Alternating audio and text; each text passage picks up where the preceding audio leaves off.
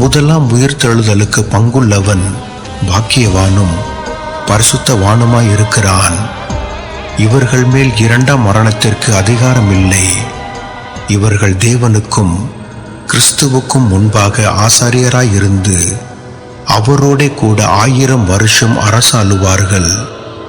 அந்த 1000 வருஷம் முடியும் போது சாத்தான் தன் காவலிலிருந்து விடுதலையாகி பூமியின் 4 திசைகளிலும் உள்ள ஜாதிகளாகிய கோகையும் மாகோகையும் மோசம் போக்கும்படிக்கும் அவர்களை யுத்தத்திற்கு கூட்டிக் கொள்ளும்படிக்கும் புறப்படுவான். அவர்களுடைய தொகை கடற்கரை மணல் அத்தனையாயிருக்கும்.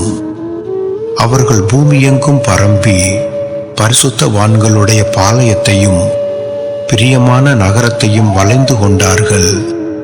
அப்பொழுது தேவனால் வானத்திலிருந்து அக்கினி இறங்கி அவர்களை பட்சித்து போட்டது.